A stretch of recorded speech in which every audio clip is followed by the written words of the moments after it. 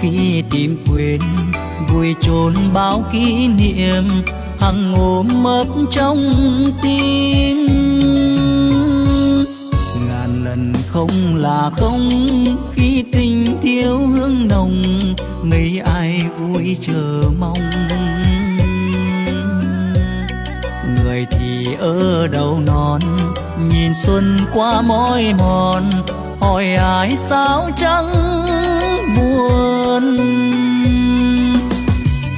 Em ơi khi đã xa rồi xin nói nhau một lời, vì đâu không chung lối. Nhớ phút từ ly em quay mặt bước đi, đôi đường cách biệt rồi còn thương tiếc mà chi.